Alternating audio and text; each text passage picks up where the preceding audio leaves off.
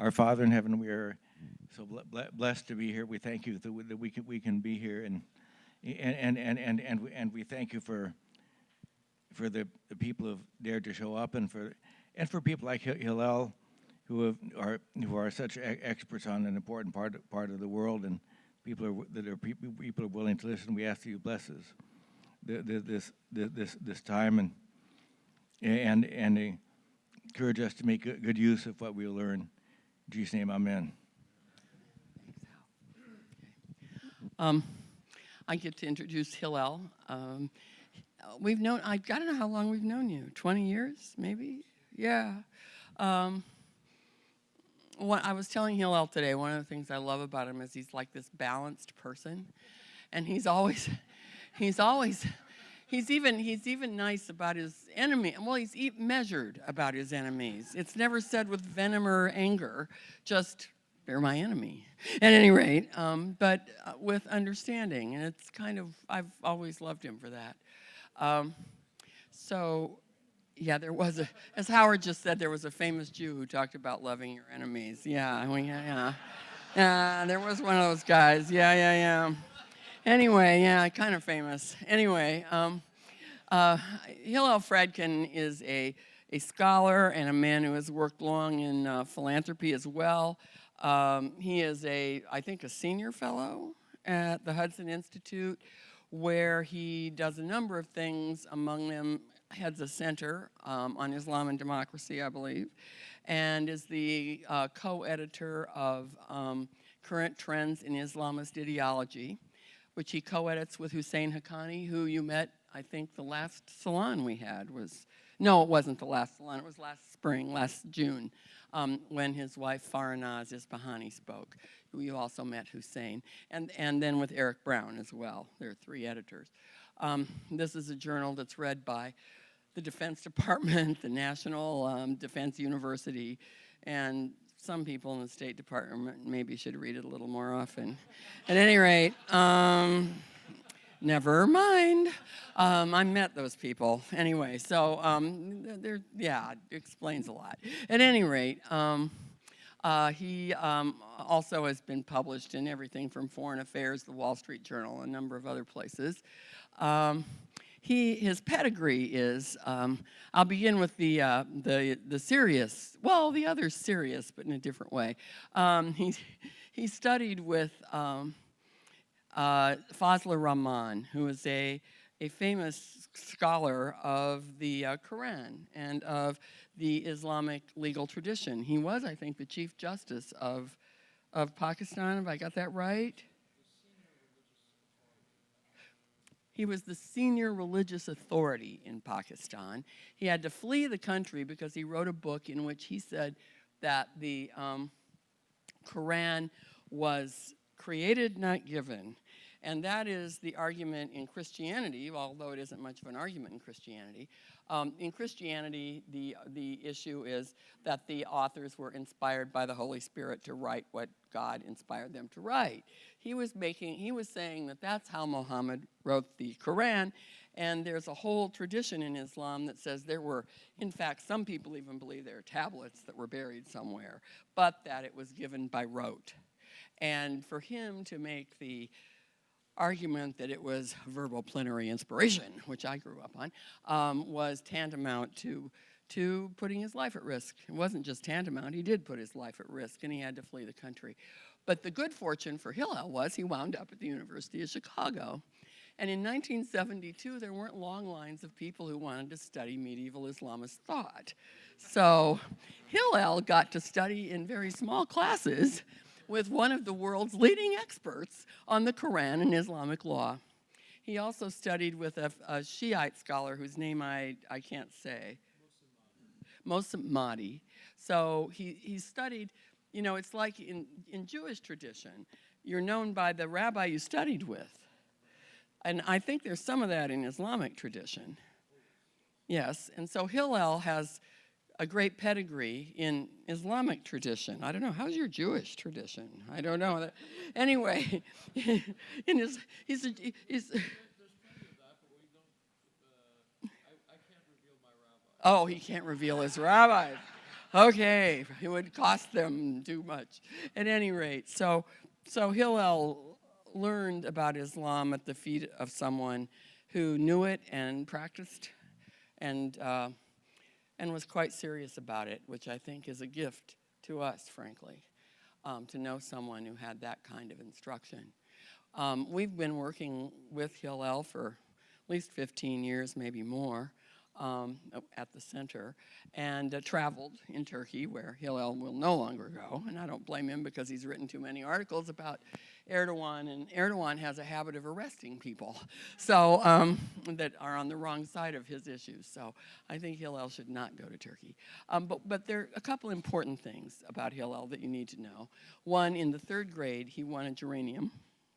And that, I mean, I didn't win a geranium in 3rd grade for anything. So I think that's a major thing. And the other thing, which to me was like, I didn't know this till last night, because we had on this Bob Dylan stuff. And Hillel, it was the most impressive thing. Hillel was at the Newport Jazz Festival in 1965 when Bob Dylan went electric. What? I mean, killer.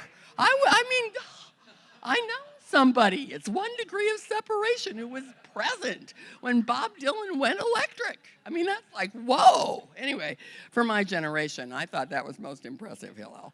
At any rate, as we all know, well, I think as we've begun to learn is that Islam is something that has been around for 1,400 years and has been something that the world has had to deal with in one way or another for 1,400 years.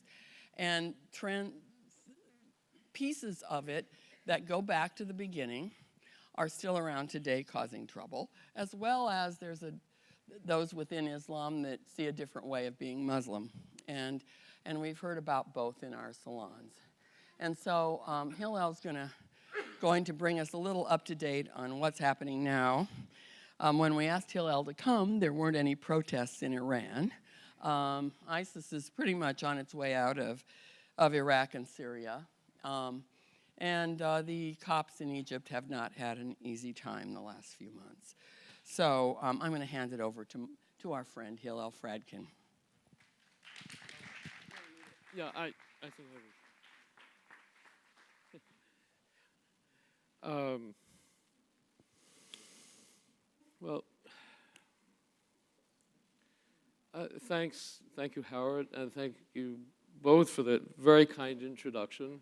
I only have one problem with it, which is now I have to live up to it. And before I turn to the main substance of my remarks, I need to add a few more thanks, as well as some other preliminary remarks. Some of them have already been anticipated by Roberta, but I'll come to that. First, I really want to thank Howard and Roberta for the invitation to speak here this evening, and you all for coming. This is not the first time, and it is always, for me, a special treat, really a special treat.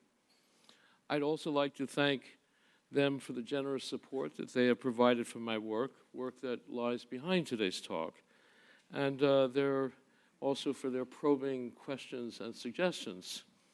Those of you who know them know about probing questions and suggestions. And also I'd like to thank Mr. Paul Wolf, who has also been a supporter. I need to make a few remarks about the title of this talk because, as Roberta just implied, it's no longer an accurate title entirely. When I first discussed the proposed topic for this talk, which is supposed to be a talk about the contemporary Middle East, the subjects were selected with a view to what seemed to be the most immediately relevant issues in today's Middle East. First, the region-wide conflict between Sunni and Shiite Muslims. First and foremost, because this conflict has grown to very great proportions, such that it, practically speaking, provides the defining framework for whatever goes on in the Middle East today. And second, the latest and most noteworthy development in the Sunni camp. And at that time, when we spoke, that meant the rise of the new crown prince of Saudi Arabia, Mohammed bin Salman, MBS, as he is now known. You can all refer to him as MBS, and everyone will now understand what you mean. And his rise and the major changes this implied in Saudi Arabia, a most important Sunni state. Of course, there were and still are other important subjects, in particular the Syrian and Iraqi civil wars, and the related subject of the fight against the so-called Islamic State. But all of that belongs very much to the Sunni-Shiite conflict, and I expected that I would touch upon these within that context, and within also whatever questions you might have after the talk. At all events, at that point, my title seemed to entail a rather complete plate of the most immediate issues. Well, I was wrong. It turned out that in the meantime, a new issue arose. And this is perhaps not altogether surprising. We are, after all, talking about the Middle East, a region of such chaos that you can never simply know what it will cast up. For example, an attack on New York and Washington that kills 3,000 people. That literally came out of the blue. What I mean right now is obvious, and Roberto alluded to it. The protest in Iran over the last few weeks against the regime of the Islamic Republic. Now, it would be foolish to try to ignore this topic. Besides, I knew that Howard and Roberta would not let me get away with it. And probably some of you would not let me either.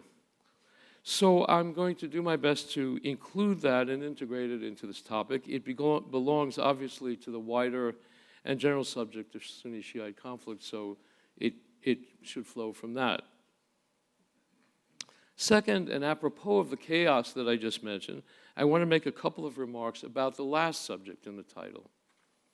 That topic or question is, what do these Middle East developments have to do with us?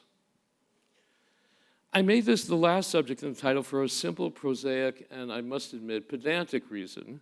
It presupposes having said something about these Middle East developments in the first place. But there is a reason for taking it up first in a preliminary and incomplete way, and that is actually what I'm going to do now. So I'm flipping this a little bit. That reason has to do with one possible answer to this question, namely that these developments have nothing or very little to do with us, and that we would do best to appreciate this from the beginning and put them aside. According to this view, such problems as we have had with the Middle East have stemmed from the fact that we have taken the Middle East far too seriously and thus have been too much involved there. The appeal of this answer has grown over time. I think it's more or less obvious it began with the Iraq War and the difficulties we had in Iraq. A recent article about an anti-government uprising in Iran suggested why. It said, quote, that world powers were searching uneasily for a diplomatic response that fits in a region rife with unrest, violence, and crisis. Well, that is a good description of the present-day Middle East, and to some degree the Muslim world generally. It is, to put it bluntly, a violent and chaotic mess. In fact, it seems practically always to be a good description of the Middle East. Things do not seem to ever get better, nor do they seem likely to ever get better. For example, just at the moment, through civil wars and other factors, it is becoming ever harder to describe what makes up the Middle East, what states make it up. Is Syria a state? Is Iraq a state? Is Yemen a state? Who knows? This situation leads to the notion that perhaps we should say goodbye and good luck to this region, or maybe just good riddance and turn our attention to other things. Now, this is a very tempting prospect and a prospect or goal, one might say, that President Obama partially embraced. You will recall the notion was we should diminish our engagement in the Middle East, pivot to Asia, reset with Russia, Those were going to be the new directions of our foreign policy, and they were complementary. With disengagement or decline in our involvement in the Middle East would be, in a way, the condition of the other two. Let me confess that this prospect also tempts me, and I make my living looking at this region.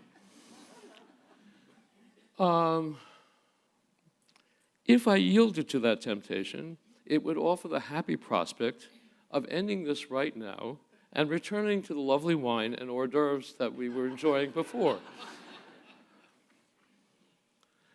Alas, I am obliged to suggest a couple of reasons why this is not quite possible, and some of these reasons, I think, serve as a fitting introduction to the main subjects of this talk.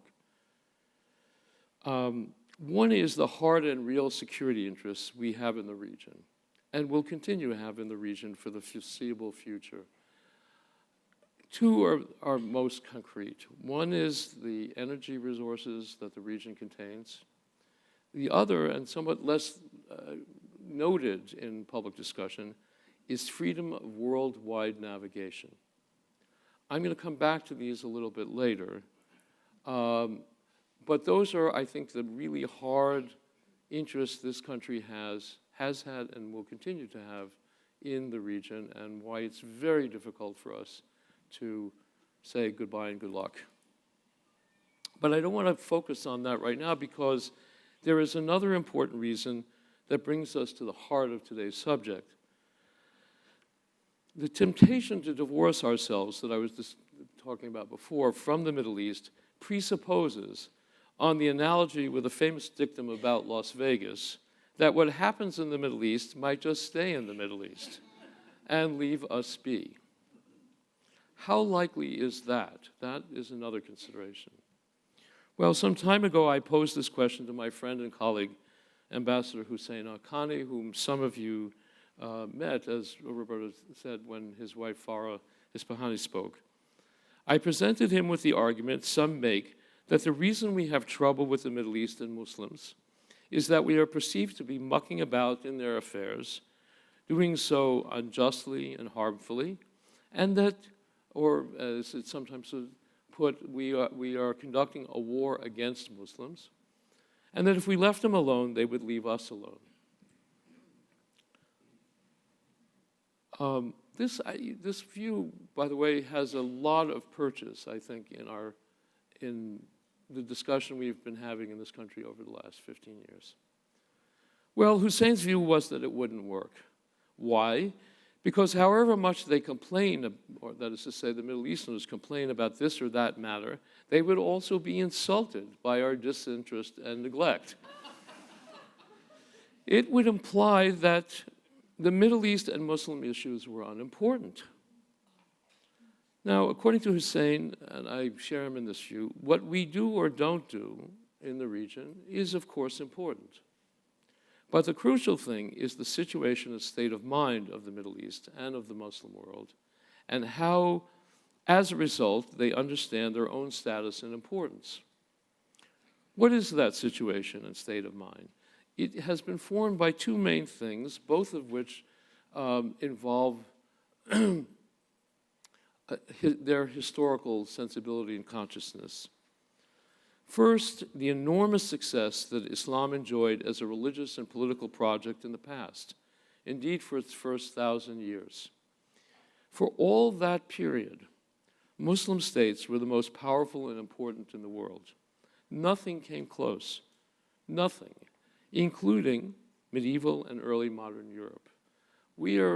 Because of recent events, we often talk about the Crusades as a major, representing a major force in the world, that Europe represented a major force in the world such that it was able to operate within the Middle East. For better or worse, the truth is no. The Crusades were a very minor matter from the point of view of the Middle East, and for that matter, from the point of Europe. As far as the Middle East was concerned, all they amounted to was the temporary conquest of a small portion of the Middle East, which was eventually undone. I should add, by the way, that so another misunderstanding about the Crusades is if one morning everyone just decided to go off and conquer Jerusalem. What lay behind it were a number of things, but one of the most important was that the Seljuk Empire was about to destroy the Byzantine Empire, and the Byzantine Emperor expressed his hope that the Pope would send some people to help him out. So it wasn't just a kind of invasion out of the blue. At all events, it was not. It did not reflect either in its what produced it and its results the notion that Europe was a very major power. It's still in that era and for a long time thereafter, I would say till about 1600, the balance of power in the world belonged to Muslim states. Second, so that's what one thing Muslims have in mind. The second thing they have in mind is the nearly equal enormous failure of Islam over the last 300 years or so. Failure that is constituted by the enormous decline in the political and military power of Islam in relation to powers that are today most important. For a long time, especially the power of the West, the United States, but now also, of course, China. That decline is apparent in practically every aspect of human activity: social, economic, educational. Not only is it apparent, it's been documented by a famous survey done by the UN, which hired a bunch of Arab scholars to sort of document what the achievements or lack thereof were in a whole number of areas that are usually important in considering economic, national political development. And of course, its decline is partially embodied in the strife, violence, and chaos to which I referred. That's bad in itself, but it also prevents, Muslim polities from coming together and being any kind of real force in the world. This failure has produced what Hussein calls a longing for past glory, a longing that is extremely powerful. It leads to a desire to restore that glory, such that it can compete with us and even surpass us. I want to stress this because we don't talk about glory anymore. This is not part of our vocabulary, nor do we talk very much about the related concept, honor.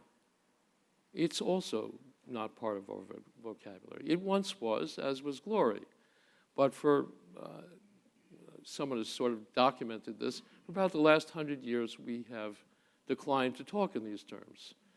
The only place where they're in a way current in our society is within the military. But they are part and parcel of Muslim and Middle East discourse. So this is very, very powerful, and it's reflective of what, as I said, longings they have and hopes they have. Now, the longing, the hope to compete with us and even surpass us, if you look at it in material terms, it would seem delusional. And I think, with the exception of one possible condition, it is delusional. But, of course, delusions can themselves be very powerful and very destructive, as we have practically living memory in this country from World War II and the Cold War. So it refuses to live. I think all of these things prevent the Middle East from saying goodbye to us. It will refuse to leave us alone, and is even prepared to follow us where we live. One example is what's happening in Europe today. You have an enormous influx of refugees coming from the Middle East because of the chaos there. And thus, if it's not going to leave us alone, we can't really afford to simply say goodbye. At all events, these longings and desires powerfully shape what is going on in the region today. So for better or worse, I must address our subjects, our original two, the Saudi Revolution and Sunni-Shiite conflict, and the new third one, the protests and turmoil in Iran. So, Roberta, please hold the wine for a little bit longer. Okay. For purposes of clarity, it is really most useful to begin with the Sunni-Shiite conflict. As I was saying before, it is the most comprehensive factor defining the region today. It sucks into it almost everything. On the one hand, we have the radical and revolutionary Shiite regime of Iran that was founded in the fateful year of 1979 by Ayatollah Khomeini. It was radical in that it was, in the sense that it was founded on the basis of a new radical Shiite teaching on religion and politics. It goes by the name of Vilayat al-Faqih, the rulership of the jurist. This doctrine and the revolution transformed the governance of Iran. And so Iran became a different place. But from the beginning, its ambitions were larger than a change in Iran itself. It sought from the beginning, and said so, a revolution throughout the region. Ayatollah Khomeini was very explicit about this, and we see today that it is seeking hegemony in the region. In recent years, this has taken the form of the creation of the so-called Shiite Crescent, stretching from Tehran to Lebanon and the Mediterranean Sea.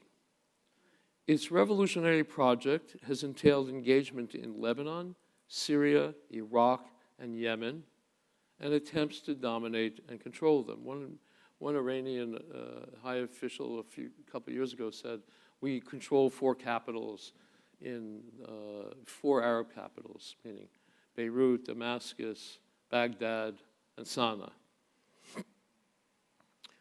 To this end of this revolutionary project, it has created and nurtured Shiite militias under the direction of an expeditionary force known as the Quds Force. The latter is a division of the principal military formation of Iran called the Islamic Republic Revolutionary Guard. Now, the militias themselves, the most well-known are Lebanese Hezbollah, the new formations in Iraq since 2014, which are called popular mobilizations, and the Houthi forces in Yemen. But Iran shows you the magnitude of the project. And by the way, these include tens of thousands of fighters are deployed through these militias. It has gone so far as to create militias drawn from the Shiite populations of Afghanistan and Pakistan, which are really quite far removed from the center of the conflicts.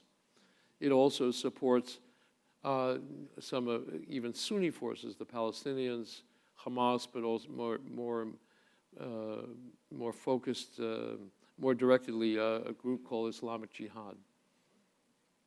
Now, in this project, it has enjoyed considerable success. And I should add that in official pronouncements, it has described an even larger and grander ambition, the creation of a new world order. That's what its terms, new world order, that it would head. Such a world order would be the product of the defeat of this country, which it never calls us America or the United States. It calls us global arrogance. If you read any Iranian publication, when they say global arrogance, it means us. And to this larger end, it is active in many other places of the world besides the Middle East. One such place is Latin America.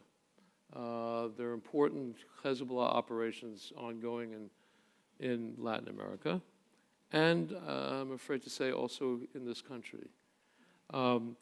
Attorney General Sessions, I think, announced 2 days ago the formation of a new task force that will look into Hezbollah money laundering, drug trafficking, arms smuggling, and so forth. What he's doing really is picking up a project that had been undertaken, began I think in 2008, 2009. And there's a lot of controversy about it now. The Congress is going to investigate why this project got dropped. It was called, appropriately enough, the Cassandra Project. But these are serious things going on around the world. That's the Shiite side. On the Sunni side, we have Sunni states and forces that aim to resist and defeat Shiite designs.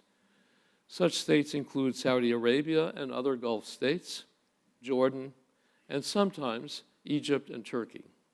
And of course, one such force or state is or was the Islamic State of Iraq and the Levant, ISIL or ISIS, that went so far as to declare that it had reestablished the historical Muslim caliphate, the historical Sunni Muslim caliphate, a caliphate that was abolished in 1924 by the founder of modern Turkey, Ataturk. It also declared that it intended to destroy Shi'ism as such, root and branch. This it boldly declared in the summer of 2014, at the height of its success, when it had captured Mosul, the second largest city in Iraq, and was poised to head south towards Baghdad. Its spokesman, a fellow named Abu Muhammad al-Adnani, declared as follows, quote, "We need to settle our differences with you Shiites. These differences go back a long way. We will settle our differences not in Samarra, a city between Mosul and Baghdad, or in Baghdad, but in Kerbala, the filth-ridden city, and in Najaf, the city of polytheism." Now, Kerbala and Najaf, you need to understand, are the two holiest cities for Shiites in the entire world. That is where the most important Shiite shrines are located. So what they were announcing, we're going to destroy your shrines, we're going to destroy you. Pretty strong stuff. Now, the Islamic State, I'll just add, we'll see what's going to happen with it, but it also aimed at the creation of its own new world order. Both the Iranian ambitions, the Sunni ambitions, at least in the form of the Islamic State, are part and parcel of this attempt to restore lost glory. There are, of course, other factors at work in the region, the usual matter of the particular interests and ambitions of the various states and their rulers.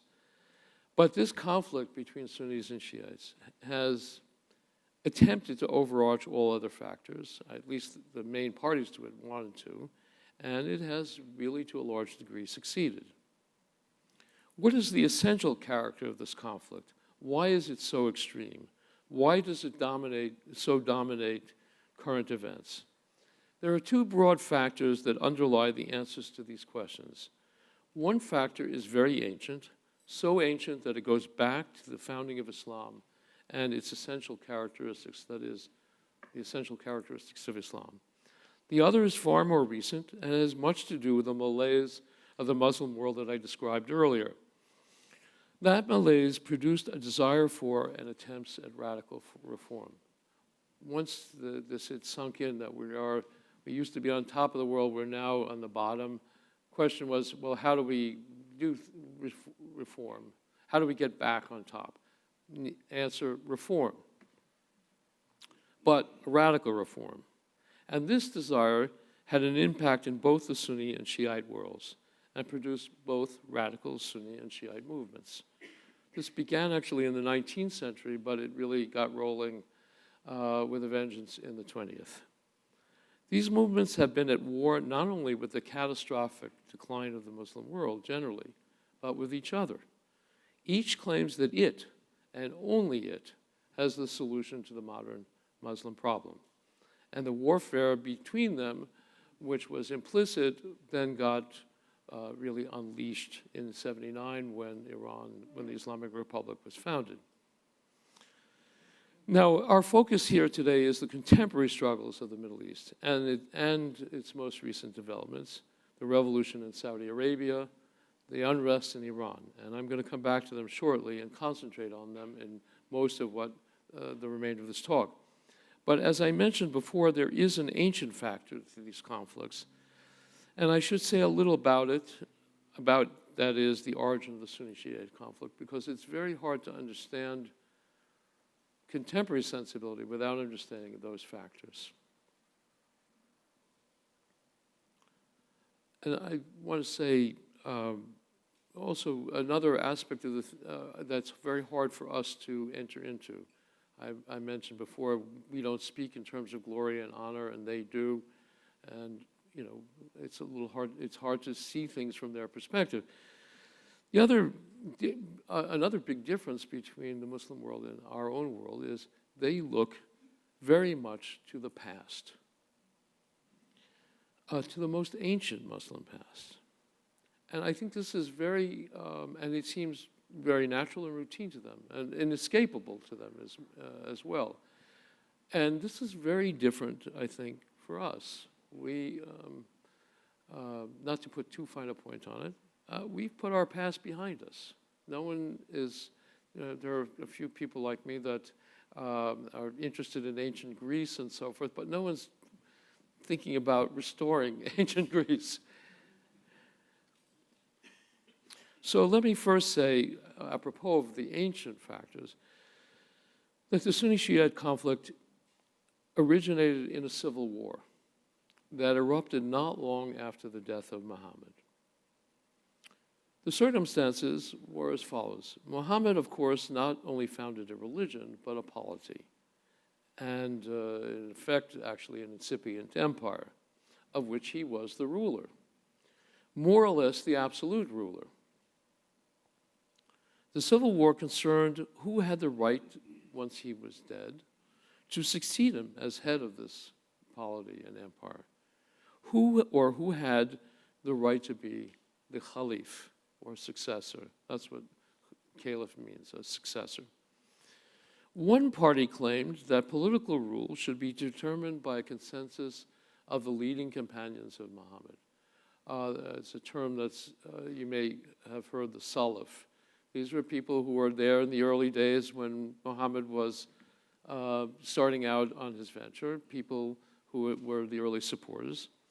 And their view was, we'll pick the caliph from among our own number. The other party claimed that Muhammad had preempted this by specifically designating his cousin and son-in-law, a man named Ali, to be his successor. Afterwards, this party, the party of Ali, in Arabic this is Shi'at Ali, and that's where the term Shiite comes from. To be a Shiite is to be a member of the Shi'at Ali, the party of Ali, asserted not only that Ali deserved to be the successor, but his descendants, and only his descendants, that they had inherited once he had been, once he was gone, they had inherited that right down to the day of the Last Judgment. And this remains the Shiite view down to the present day. There's a lot of complications, differences among them about exactly how they understand this, but who the appropriate descendants are. But the bottom line is only Ali's descendants have the right to rule. Now, in the earliest days of this dispute, as I said, the result was a civil war in which Ali was killed. Now, there have been many civil wars in history, and some involved religion. For example, the great civil wars between Protestants and Catholics from the 16th century to the beginning of the 18th century. But all these civil wars eventually came to an end. One might think that with the death of Ali, the same thing would have happened. But the death of Ali did not end the war. And as a matter of principle, The Sunni-Shiite civil war has never come to an end. It is the longest running civil war in history. It hasn't always been at full throttle, but it has sometimes emerged into major warfare, lasting several centuries. There were two big periods in the past. We are now in the third such period. Now, why has the inter-Muslim civil war never been resolved? This is a big question and might involve a long answer. But happily, there is a more or less adequate short answer. And in the interest of time, let me offer it. And I can go into more detail about this later on. The short answer has to do with the centrality of politics to the original self-understanding of Islam in relation to other forms of monotheism, and in particular, Christianity. It's got a beef with Judaism, but it has a separate beef with Christianity. Islam claimed, and still claims, that it is the authentic form of monotheism. And it understood its greater claim to authenticity to derive partially from the wholesale and seamless union of religion and politics. It understood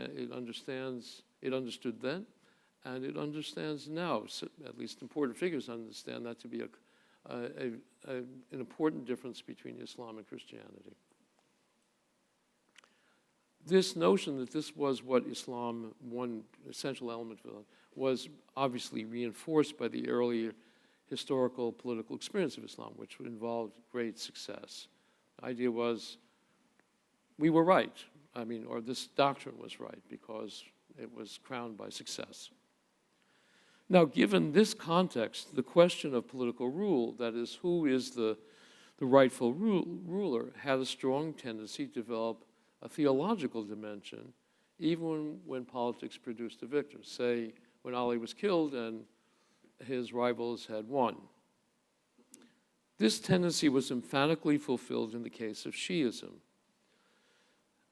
I think if you think about it a little bit, it's easy to see why. It has to do with the special claim of Ali's descendants. Now, Islam teaches the equality of man, as does Judaism and Christianity. Well, equality of man, why should Ali's descendants have a unique right to rule? Answer, well, in a way, they must not be men. They must be superhuman in some way, or divine. And that is fundamental, that theological view was developed, I think flowed naturally out of the claims and then was developed very richly by Shiite theology. And remains the view down to the present time. The so-called imams, the 12 Shiite imams are divine or semi-divine creatures. And so that's one view, that's on one side. For the Sunnis, this is tantamount to a complete abandonment of the religion because they understood the religion to teach absolute difference between God and man, and this amounts to them, and they'll say this directly, to a form of polytheism. One of the reasons why they wanted to go to Karbala and Najaf to destroy those shrines is because they don't believe in shrines. Shrines are also repugnant. Not to all Sunnis, but to that particular crowd is concerned. So you can see that produces a really fundamental religious divide, one that is really very hard to bridge unless one group just completely knocks out the other and they're destroyed.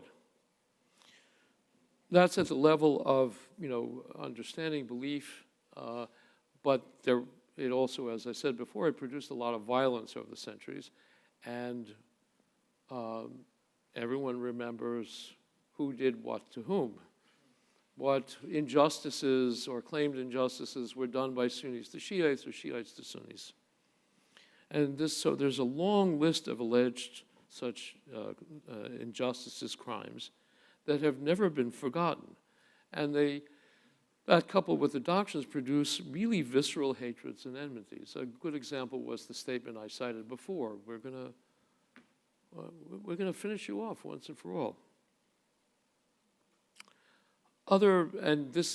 One further factor is that, you know, the inclination I mentioned before to look to the past. So you look to the past, and what you remember are certain crucial events. Shiites in particular offer a very good example. Shiites have a distinctive religious festival called Ashura. They celebrate this festival. Sunnis do not. What is Ashura? It is the commemoration of the defeat and murder of one of Ali's sons named Hussein, who is also considered within one of the Shiite imams. Now, this event took place in 680. And it is commemorated every year by Shiites as a formal part of the liturgical calendar. And it's commemoration, but the form of the commemoration is very interesting and instructive. There are marches. These marches frequently, it's understood to be a day of mourning. The marchers frequently indulge in self-flagellation. They whip themselves with chains. In the old days, and maybe now it's a little bit frowned on these days, they used to hit themselves with swords in the forehead. But to my mind, the most important aspect of this is a passion play, which is performed on this day. And the passion play describes the events of that day, that dreadful day for Shiites in 680. It is, and the plays that come in a couple of different varieties, but they're reenactments of the events of that day, where the cries of Hussein as he's being struck down are expressed. So, you know, every year they're remembering this event which is one of the most dreadful crimes that the Sunnis ever committed. And as you might expect, for all of these reasons, there is a prospect that the passions involved in this dispute will erupt in new conflict and violence. As I said, this has occurred many times in the past, two big ones, and now it has occurred in our era. Lucky us. With the founding of the Islamic Republic of Iran. Because the Islamic Republic of Iran created a new and powerful champion of the Shiite cause. The first such champion in more than 300 years. For a long time, the Shiites didn't have a hand in the fight that they could play. Now, Khomeini himself entertained some hopes of leading Sunnis as well. He offered himself and his revolutionary project as the prospective restorer of Muslim glory for all Muslims. But mostly the Sunnis were not buying this. And the Sunni world cast up its own champions who purported to serve that role. The Wahhabism, that is the state religion of Saudi Arabia, Salafism more generally, Al-Qaeda, and most recently the Islamic State. So over the last 40 years, this conflict has continued. In the early years, it was something of a stalemate. Think of the Iran-Iraq War of the 1980s, in which 2 million people died, and the total amount of territorial change was about 10 yards. But over the last decade or so, Iran and the Shiite cause have had the better of the fight. This might seem a bit surprising since there are many more Sunnis than Shiites, but in the Middle East, the disproportion in numbers is somewhat smaller. And for the moment anyway, the Shiites are much more united than the Sunnis. Now, the current state of the fight has in different ways produced the two most recent and striking developments in the Middle East, to which I referred before, and are the other parts of this talk. On the one hand, the new regime of Crown Prince Mohammed bin Salman, MBS. On the other, the latest protests in Iran. The Saudi events are a product of Sunni failure and represent, in my opinion, a desperate attempt to reverse things.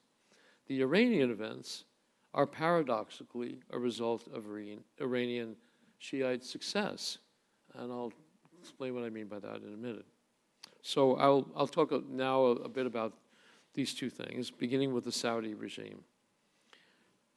What is this guy MBS up to?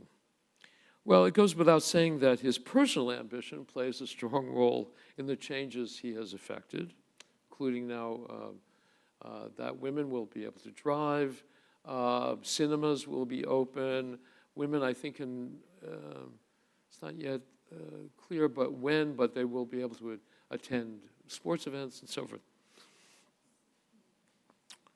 So it plays, he has a personal ambition. He wants to be king. And with the help of his father, who is king, he has done everything he can to prepare the way. But it almost goes without saying that it wouldn't be much matter to be a king, the king of a kingdom, that cannot address the grave challenges that it faces and thus survive and prosper. Some of the challenges that Saudi Arabia faces are external in the form of Shiite success, Iran and its enmity. Some are internal.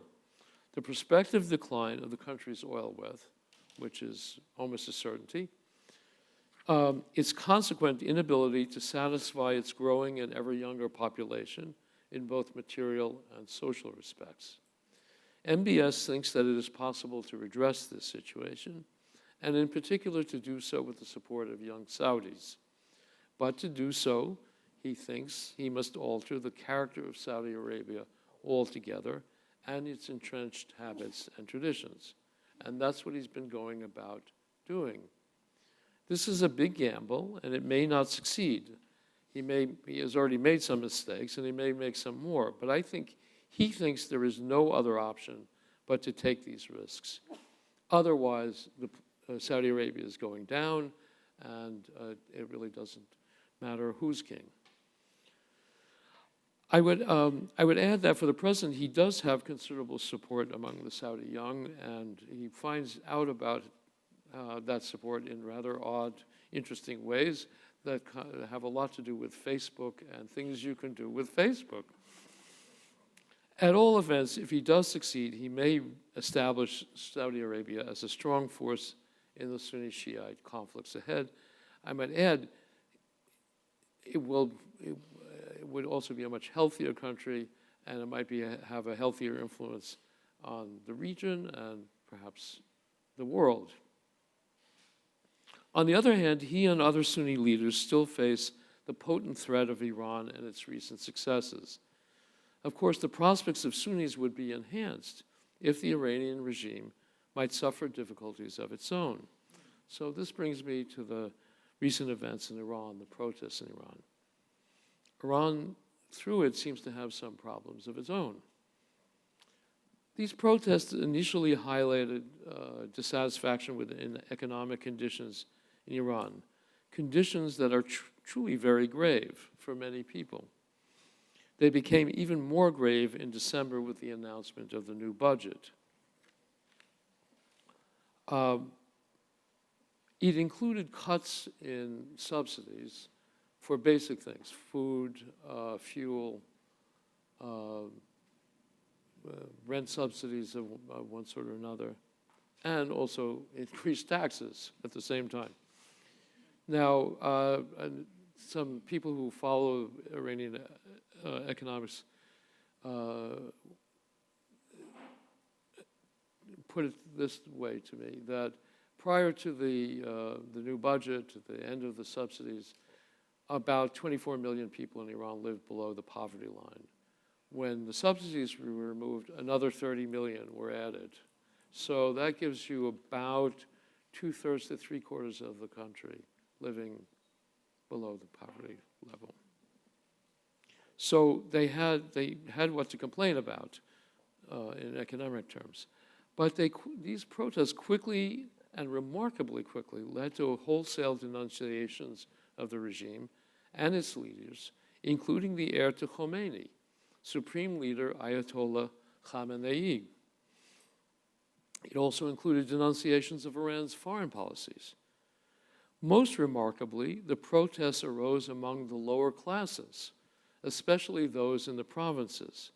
Now, what is remarkable about this is that these are the very people who have been the main social constituency, the main social base of the regime and its rulers.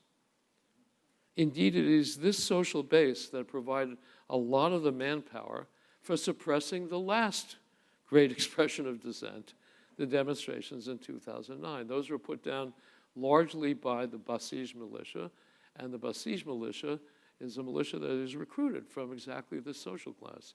Young people from the provinces, from working class families. One could say in 2009, some of them enjoyed beating up on upper class people from Tehran. This time around, some of them were after the clerics. Now, this doesn't mean that the regime will now fall, but it does mean that the regime has lost its last claim to what one might call popular legitimacy. So long as it had that base, and after all, that's a lot of people. Why did this happen? There are a lot of interesting and curious aspects to these events, including the impact of an internal fight between factions within the regime. One thing that seems to have happened is there's this fight going on between the president, Rouhani, and his crowd, and the supreme leader and his crowd. And someone in the supreme leader's crowd thought that they could damage Rouhani by sparking a demonstration against the budget in the holy city of Mashhad. Well, they got that going, but once it got going, the protesters didn't stop at Rouhani. They expanded the object of their protests, and from there it spread. So this one thing that's interesting in itself. There's a factional fight. It's interesting also that at least the most powerful faction made a mistake. They didn't know what they were doing when they got this thing going.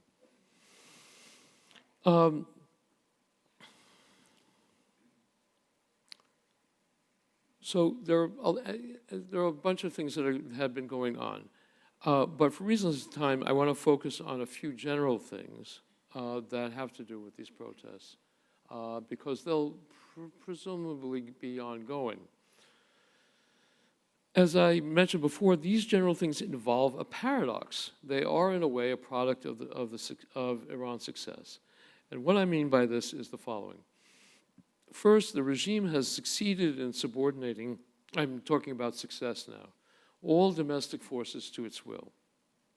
This is especially true of the supreme leader, his allies, and the military forces he controls, the Revolutionary Guard, the Basij militia, the police forces, and the intelligence services.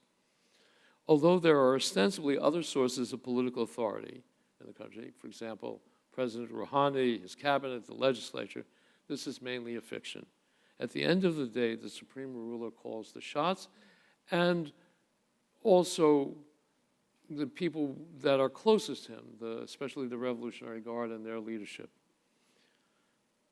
The second aspect of their success was developments in the region which provided enormous opportunities for the regime to advance its regional revolutionary ambitions. These included, and these weren't necessarily planned, but they were exploited. The Arab Spring and its aftermath, the Islamic State and its predatory actions. The result of all this was chaos, and Iran took full advantage of this and succeeded enormously. And other things helped as well, like the nuclear agreement known as the JCPOA. But all this success had some problematic consequences, which have been revealed by the protests. On the domestic front, the near absolute authority of the regime bred corruption, absolutely enormous corruption. In a variety of ways, the leading figures of the regime and its supporters, the Revolutionary Guard, gathered, practically speaking, all the wealth of the country into their own hands. They lived well. If it was not a Muslim country, one might say they lived high on the hog.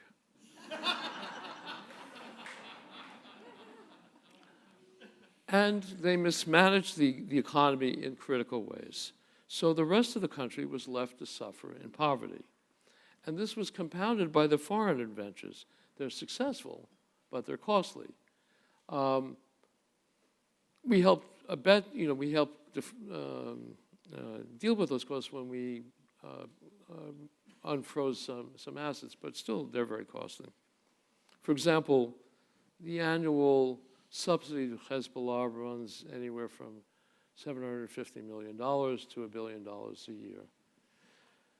Now, Iran's public accepted this for a long time, accepted its economic deprivation, partially because the regime successfully blamed it on others.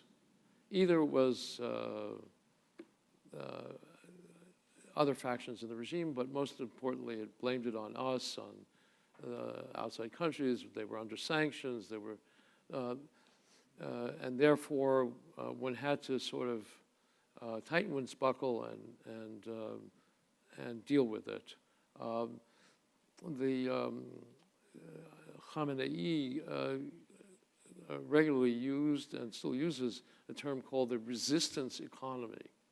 The resistance economy is, the notion is we are resisting global arrogance, Israel, whatever, and in order to do that, we need a different economics, which means largely a closed economy. And that economy has been imposed on us, so we're going to learn to live with that and make it succeed.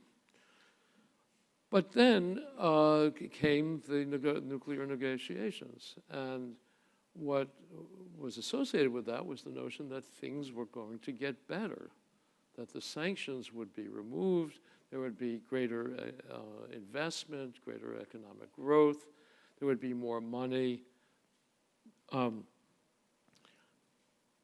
Good times there would be better times.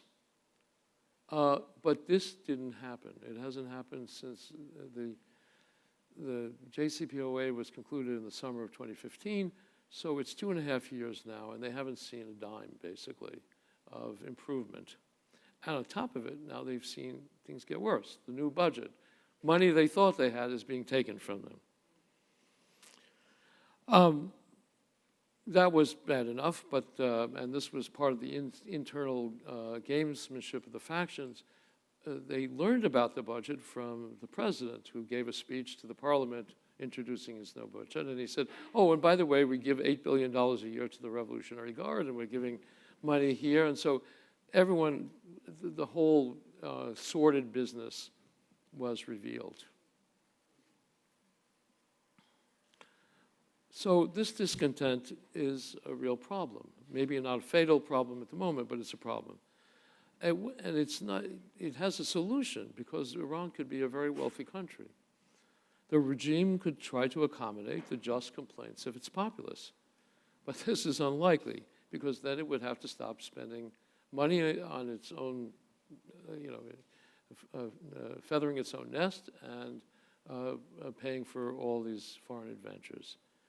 Right now, the regime's leaders are really drunk with their power and success, and I don't think they're going to, in the short term, accommodate these complaints. Though they actually have said that they are somewhat just. So this is the rough state of play in Iran, Saudi Arabia, and the region as a whole. For reasons I don't actually have to enumerate at this point, it's not likely to calm down soon. And it could go in a variety of directions, the character of which we can talk about later. I want to conclude with a few remarks on the last subject, but also the one with which I began. What does this have to do with us? Can we afford to put a large distance between ourselves and this region? If not, what should we do? Now, the latter question belongs to the sphere of policy, and that, too, I think, is best taken up within the Q&A. So I just want to say what and in some respects, repeat what our interests in the region may be. First, as I said before, we have a few, but a very important few, hard interests in the Middle East. And I said the most obvious is the issue of energy resources. Nowadays, it's suggested that we are now in a position to give this issue a pass because we have all the energy resources we need. Fracking, and soon to be offshore drilling, we have what we need, and we will continue to have what we need.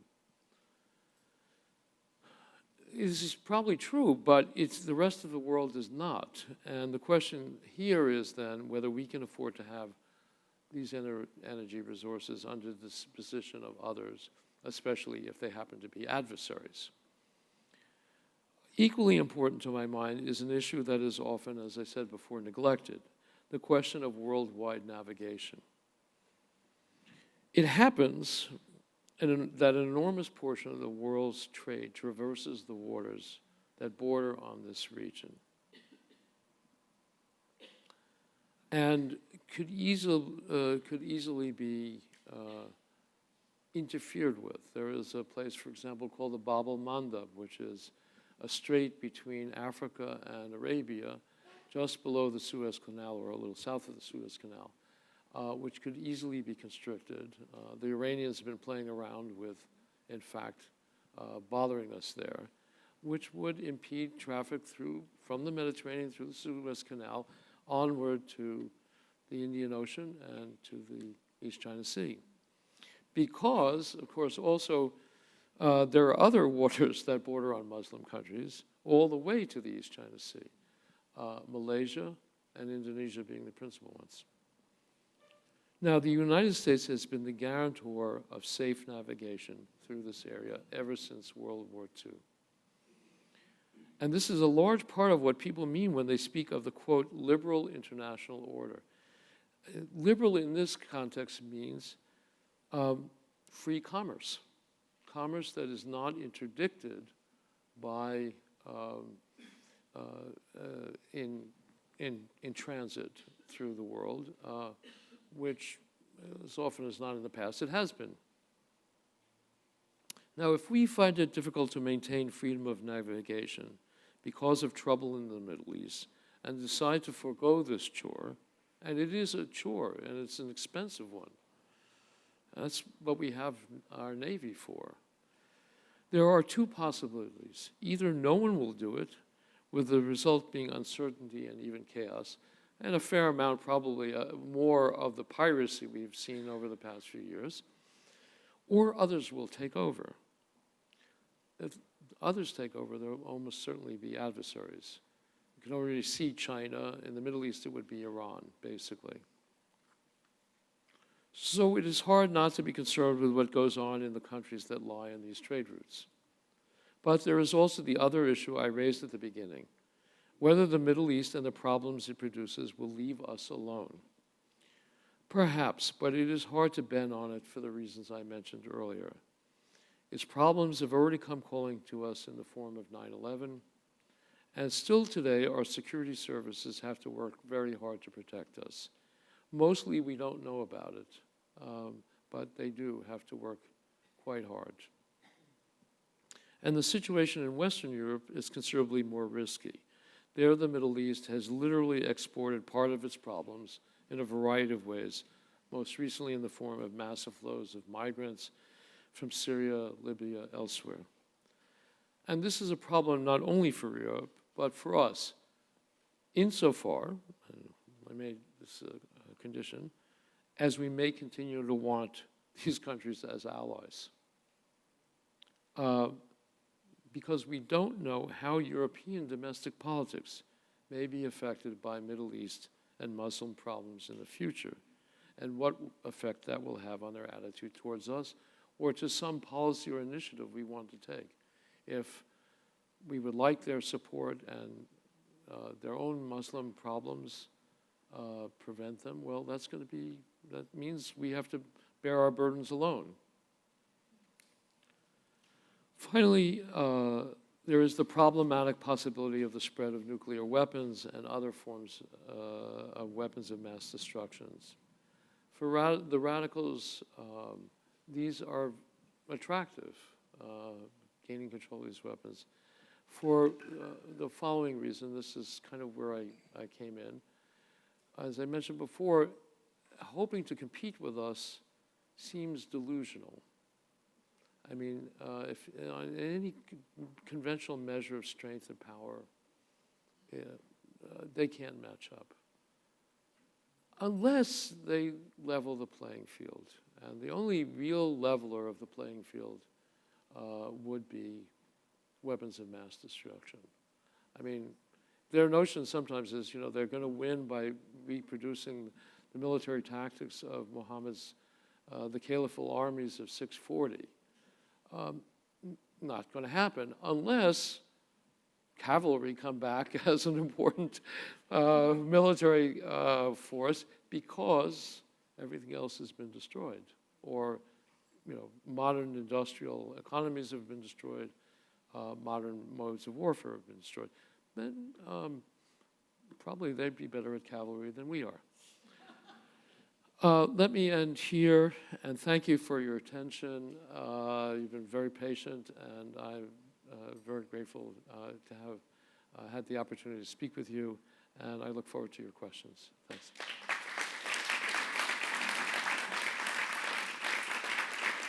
Okay. I guess I'm directed just take whatever questions there are, and and you want to use the mic, okay? Thanks, Hillel. It was a great talk. But just a challenge to the delusional aspect of Islam. And it seems to me that the one thing, you have material and technology. Technology is very transferable. So a lot of the advantages of the West, including our economic advantage, is technology, but that's proliferating around the world right now. But when it comes to what, the values of sort of cultures, the values of the people, the thing that's I think the West is at a huge disadvantage is that Muslims actually believe something. They believe there's a God. They have common values apart from the Shia-Sunni conflict. They have common values, very strong beliefs that drive the culture. The West used to have that, and it seems to me we're a technological and economic juggernaut, but we're a sort of a social and values vacuum that we ourselves can't agree on how to use our power, and so it seems as though we're just an empty shell in terms of what drives us. We don't know what our neighbor thinks anymore, what our neighbor's values are anymore. It's reflected in Congress. So one question is, isn't that a huge Achilles heel? And perhaps Islam, I'm sorry if... isn't that a huge Achilles heel for the West? And perhaps it's not perhaps it's not so delusional that Islam could move in like they're moving into Europe. And the second is perhaps that the great savings so far is the fact, just what you point out, that Islam is it's in civil war. If they were not, we'd be in a hell of a worse condition. Right. It's, the one part of what you had to say in the question is a very important subject. It's a very big subject.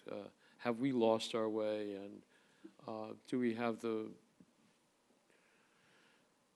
will for a fight to defend ourselves? I mean, not just to fight, but to defend what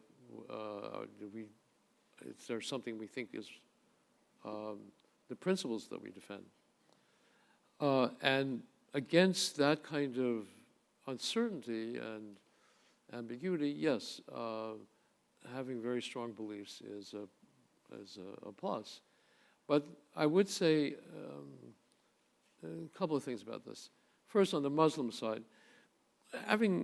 yes, they have very powerful beliefs, and they're completely, and this I think is partially what you implied before, they're completely unembarrassed by them. They don't, so, as we so often begin a sentence with, oh, well, I want you to take this in the proper context, or, or offer the caveats before they state what they assert. No, that's not the way in which the discourse runs.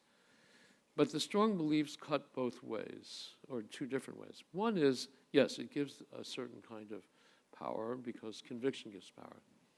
But then you have to ask what the beliefs are. The beliefs are that they could and should be able to restore their position, or the position of Islam, by going back to the beginning, and by in no way surrendering in any way to the practices, institutions, habits of the West. Why? I mean, yes, technology is transferable, but it turns out it's not sufficient just to transfer technology. You can, you also have to be able to produce it.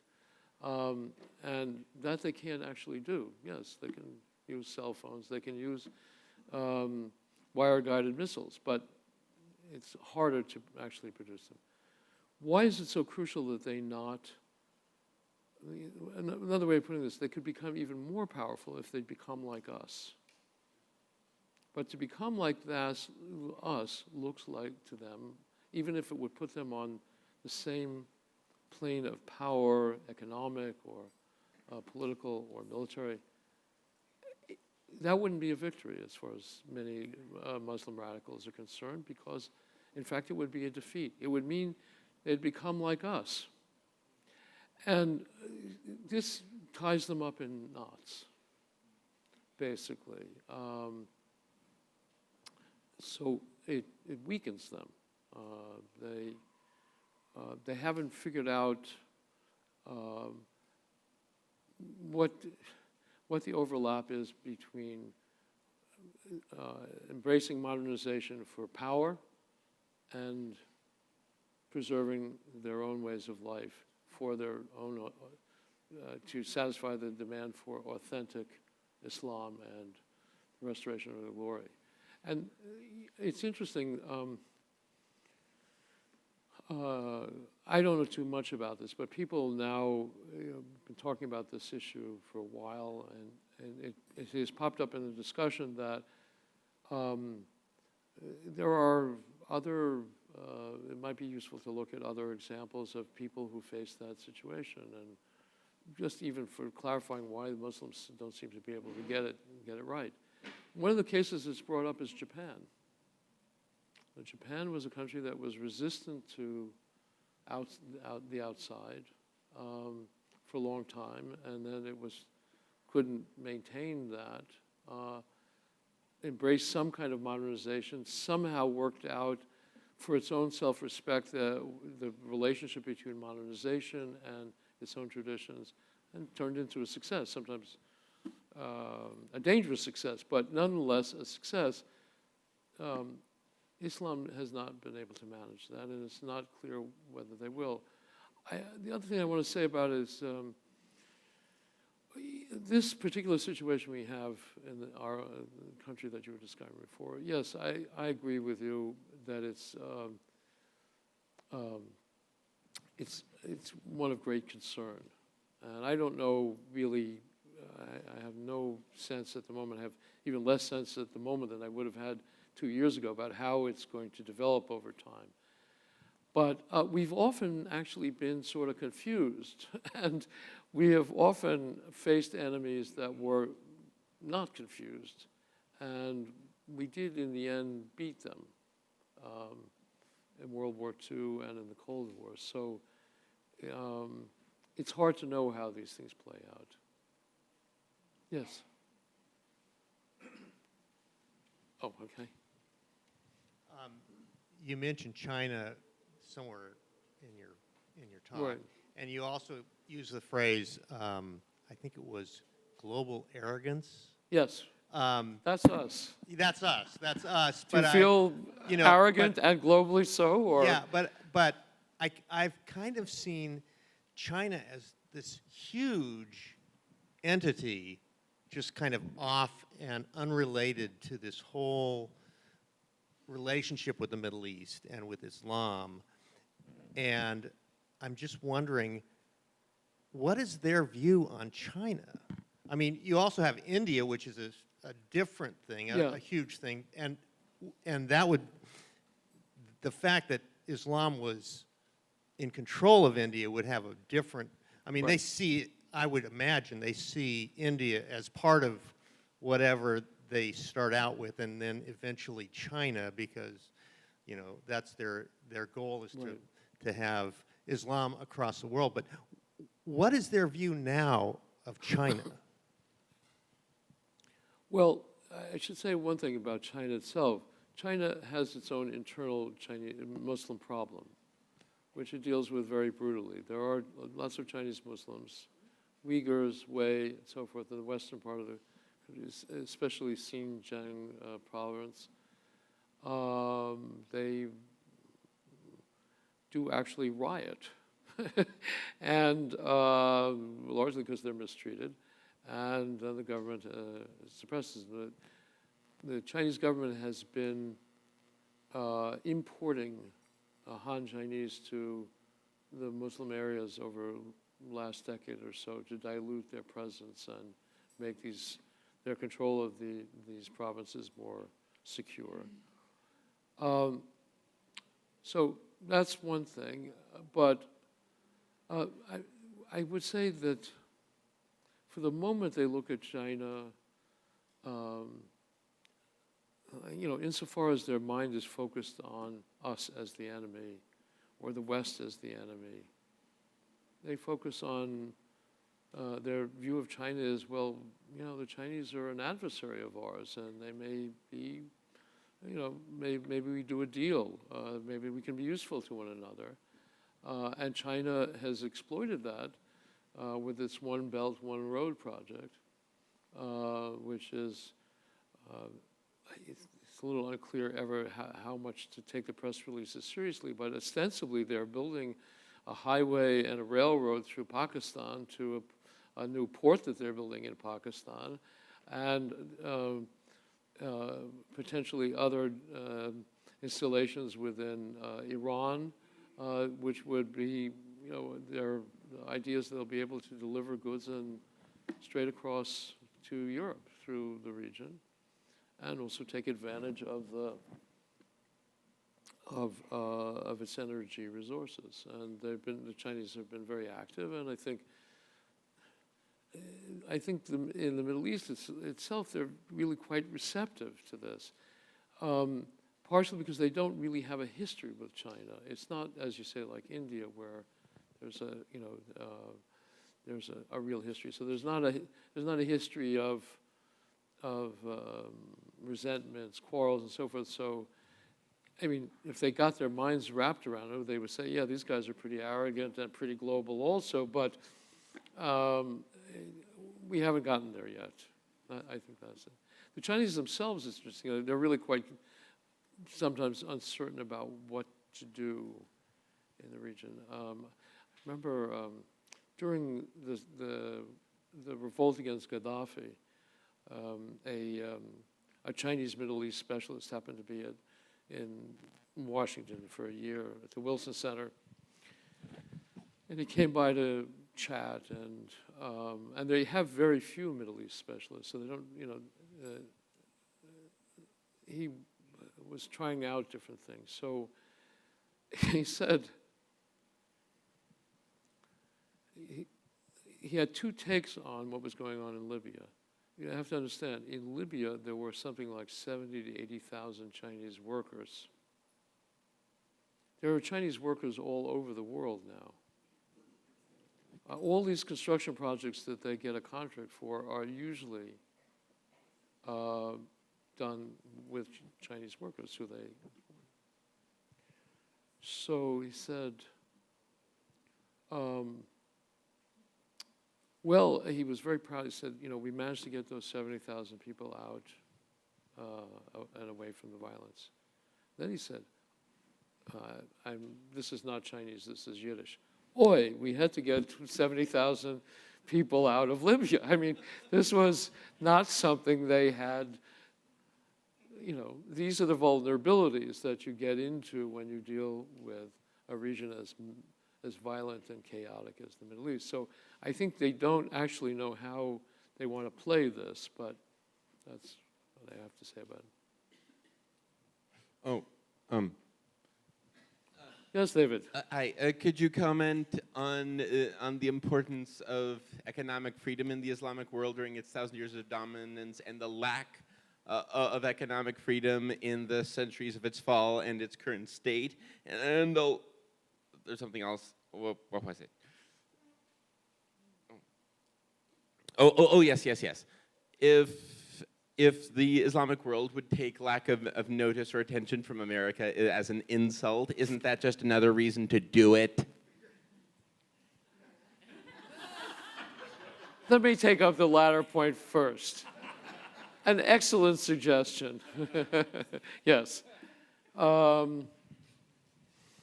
It does. It's a good reason to do it, but then you have to be prepared for what what it produces. That's that. On the economic freedom thing,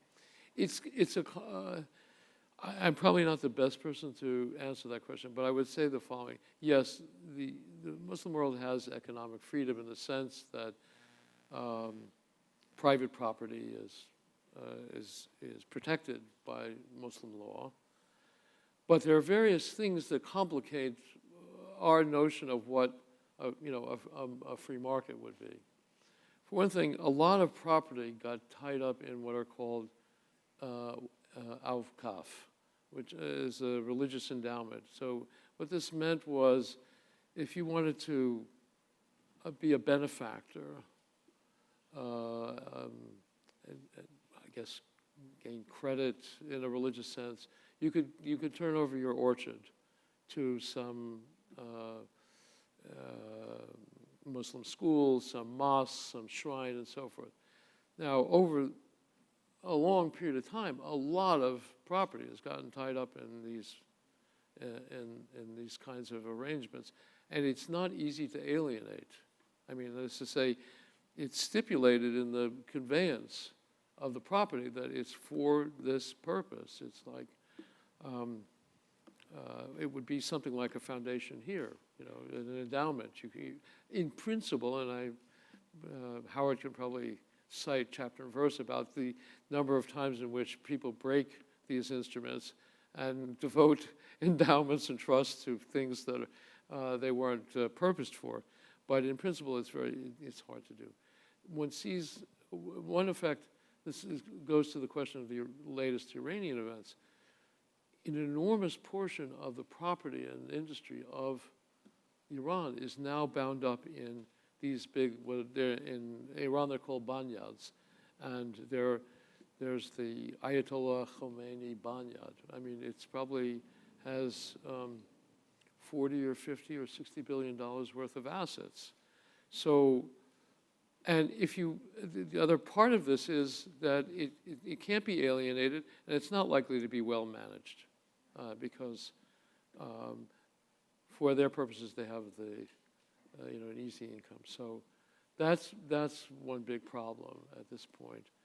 There are other things having to do with inheritance law that are also complicating from the point of view of the market. But I would say actually about the decline, you could say the more the centuries went on, the more distortion there came to be within such freedom of the market as there was within the Islamic system. Okay? Yes? The increasingly beleaguered Christian community in northern Iraq, how does this interplay between Sunni, Saudi, and Iranian hegemony, do the last Christians in the Middle East have a hold? Well, I guess in a way there are two remaining large Christian communities. One still has a home, we'll see how long, and that's the Coptic community of Egypt, which is the largest Christian community in the region. The other are the Christians from the Nineveh Plain, who are now mostly in Iraqi Kurdistan. It's a mess. It's a terrible mess, and it's a terrible shame too. I guess more or less, the Kurdish regional government has been hospitable to the Christians, but they did think that they would be able to go back once the Islamic State was. Some of them have gone back. They have found their villages are taken over by Shiite militias, where the Shiite militias are fighting the Kurdish Peshmerga. Sometimes the line runs right through the village. No one can get in. A lot of the aid that was supposed to be going to them, we have an aid program for the Christians, didn't go to them. We were funneling it through the UN, which decided that they weren't worthy recipients.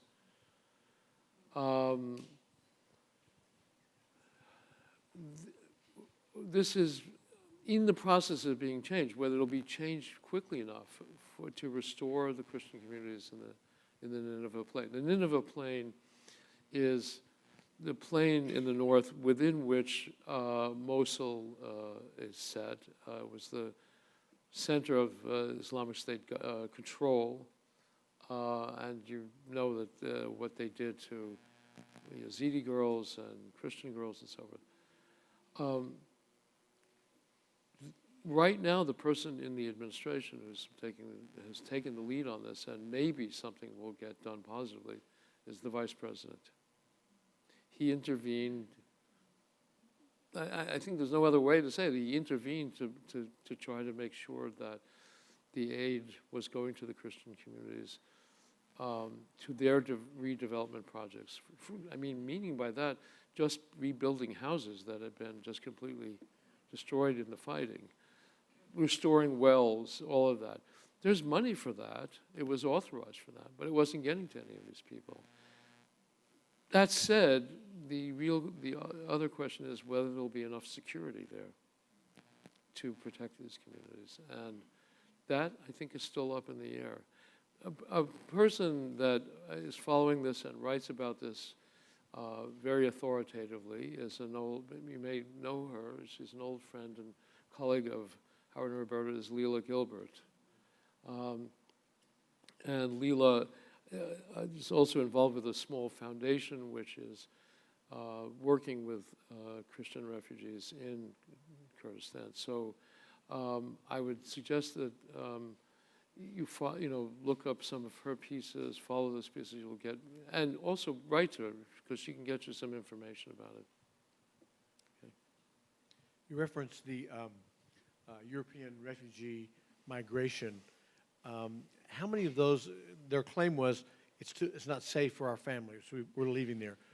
Is there a sense of how many are a part of an ongoing caliphate? That they're in that, they're not in that because of things are bad, they're in that to move into, because Muslims have proven to be very patient people as they spread. And so do you have a feel for, in that European migration? I can confidently say that no one has any idea. because when the Europeans opened, or it was Angela Merkel who opened the gates, they made no preparations for finding out who they were letting in. And it's, they had a form in Germany, now I think it's been improved, but to try to collect information of the people who were coming in.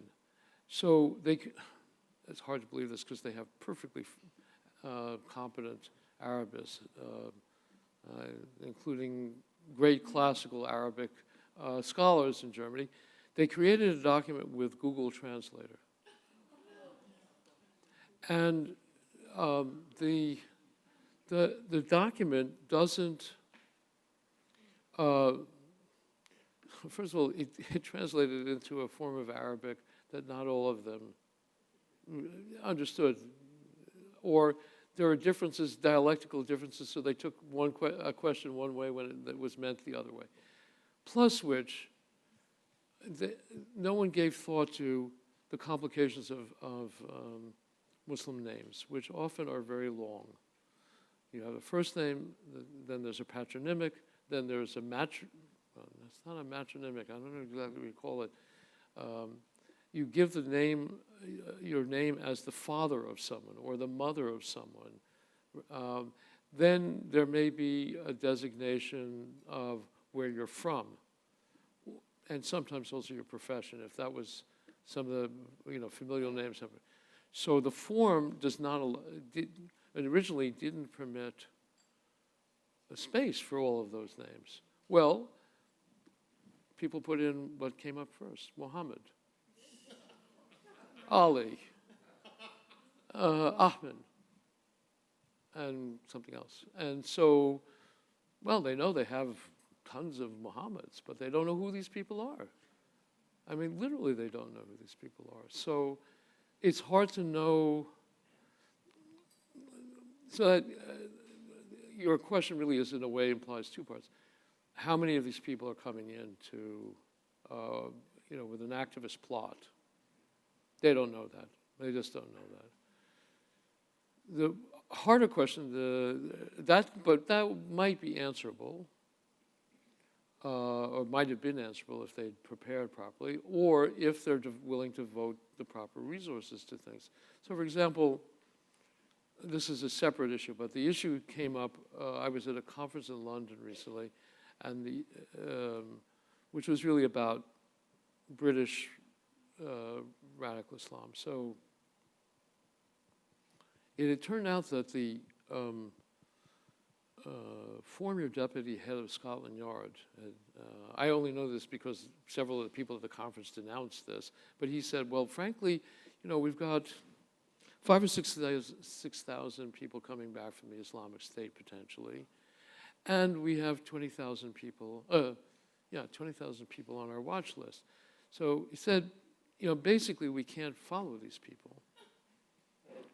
What we really need to do is intern them. So this created a huge fracas, because internment would be, it's somewhere in between, in between the laws and the lines, and sort of, if you like. But I said, well, okay, maybe that's not, you can't bring yourself to do that, but that is, if you don't have the personnel to follow these people, you're not going to know what they're doing. You're just not. That's one thing. The other issue is really over the longer term, what the Muslims coming in, who are not, per se, Islamic State people, radicals of one or another sort, how they integrate into or don't integrate into the society, and what dynamics that generates. Now you have, in many European countries already, you have large Muslim populations that are only semi-integrated into the country. And, one of the known facts is the first generation often does integrate. It's the kids who, withdraw. Why that is an interesting story, but that's the fact. So you don't, on the front end, you don't, even if people settle down and so forth, you don't know what their kids are going to feel. And this has led in a number of countries to places in the country which are essentially not under the control of the government. In France, they call them no-go zones. In Britain, I forget what the term is. And I do a fair amount of work with one of the French experts on Islam named Gilles Capel, and he sort of chronicles this every 5 or 6 years. He's married to a Muslim wife, actually, but there are places where the neighborhoods are just simply controlled by, are not controlled by the official authorities, and which means usually they're controlled by the most either radical or criminal. I mean, or sometimes they're the same thing. Oh, two.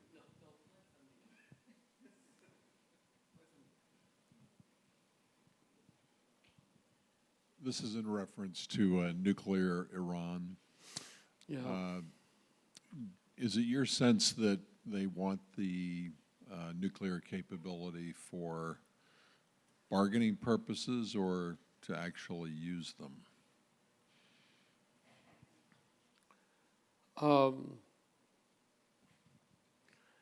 That's an impossible question to answer, because you find out once you have them what you want them for. And is to say you, using them is having them. In the case of Iran, what would it could plausibly want it as to stalemate Israel. It could plausibly want it for broader purposes. I mean, one of the things that got me very worried, and I remain worried, was the relationship that formed between Iran and Venezuela. And the relationship is extremely tight. You can take a direct flight from Caracas to Tehran. Believe me, it's not for the tourist trade. And I know a couple of Venezuelan journalists who tried to book a flight on a reservation to go to Tehran, and they couldn't do it. It's really for military and intelligence personnel to go back and forth. So why do I mention that? There might be times in the future when Iran wants something from us, get us to do something. Does it really want to shoot a missile at us with a nuclear bomb on it? Well, not if it can get what it wants by threatening to do that. But to threaten to do that, you have to have the capacity to do that. They may eventually have an ICBM that would reach us. They're working on it. But it's a lot shorter distance from Venezuela to the United States than it is from Tehran to.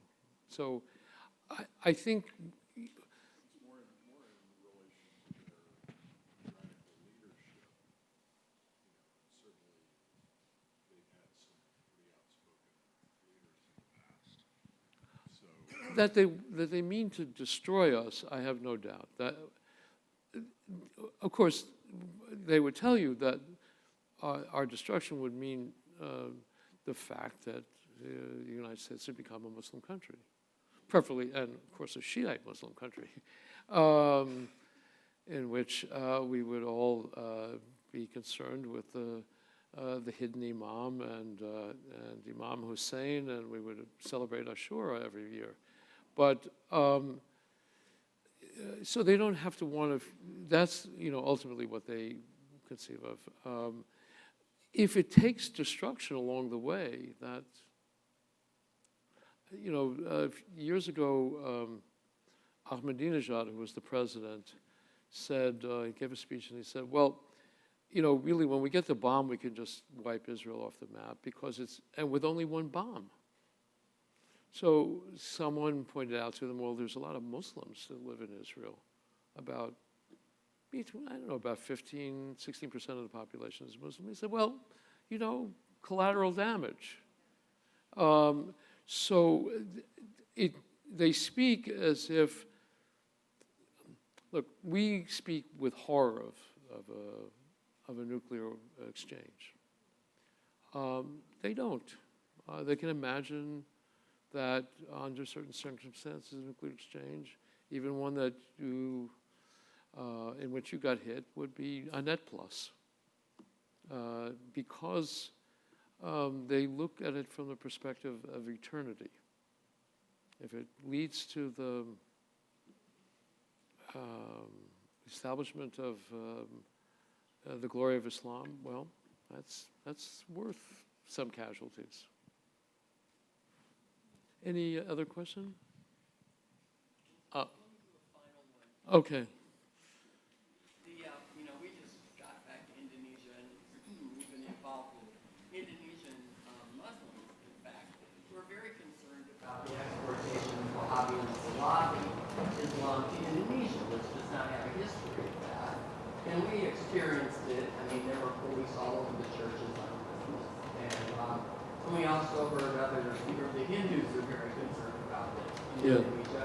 What about the export of Wahhabi and Salafi Islam around the world, because the Saudis have been doing this for 40 years in mosques here in the United States, in Britain, across Europe, in Indonesia. We should get them to stop. And no, but that, and I think we have an opportunity to get them to behave. And I actually think this might feature in our policy towards India, which is also suffering from these kinds of infusions of Wahhabi money. I mean, the government now claims it's not doing this anymore, but private citizens, they can't control. But I would say this, the Saudis, they were, the previous administration, President Obama put them at arm's length, and they knew it, and they were frightened by it, and they were frightened by the Iranian success, and they were very pleased when Trump got elected because he seemed to be more friendly. I actually was in the UAE right after the election. They were just wild, actually. I mean, it was just sort of strange. Every American there was in shock over the Trump's election. Every Arab was celebrating. Why? Because they thought, and not, I think, entirely unreasonably, that it would, Trump and his administration would understand that Iran is not a friend and Saudi Arabia is a friend. That they couldn't, the logic of the previous policy didn't make sense, and that we would see that. And we do see that. But the point is they do really need us. And so we're entitled to ask them for something. And one of the things we should ask them is to stop screwing around with everyone else. Indonesia being a case in point, India being a case in point. I don't know what you do about certain things, but there's a mosque up in Boston that's completely controlled by them. There's probably a mosque out here. Well, there used to be a mosque here. I knew that was controlled by them, but I don't know what its status is. I haven't kept up with that. And you know, we've gone through this with them. We actually have gone through this with them about the textbooks that they use. They always promise to fix them. They don't. So this time, we need to insist on it and tell them. Otherwise, you know, you're going to be on your own, basically. So I think actually something could be accomplished, but yeah, you know, with all these things, especially with the Middle East, you have to be consistent. We often have, and this is not only true in the Middle East, but elsewhere, we come and we go and we change our minds, and people have this idea, oh, you know, well, yeah, we like to be your allies, but we don't know if you're going to be there with us. And so at the present time, there's a huge lack of trust in us. Huge. I mean, and so the only way that gets reversed is something where we take very strong action and we run the risk at least of making ourselves angry, if not anyone else angry. So, okay. Okay. Thank you. It's on. Thank you, Hillel, very much, as always. You get solid information. I like that. Yeah? Something wasn't solid information? No. Okay. If people have questions that occur to them afterwards, they should feel free to contact me. My email is very simple, hillel@hillelfradkin.com. Okay. So you can email him, as I know some people in this audience have been doing. So Hillel will respond to you. Thank you again for coming. I think we have our next salon is going to be very different. It's not going to be about Islam. Yeah, you can come, Hillel. You're welcome. You got a place to stay, and okay. It will be Lamb and Santa again, but this time on a different subject. He wrote a book, I don't know how many years ago, 4, 5, 6, maybe more than that, called Abolitionists Abroad. And it might have been more appropriate to have it now because tomorrow is the holiday for Martin Luther King Jr.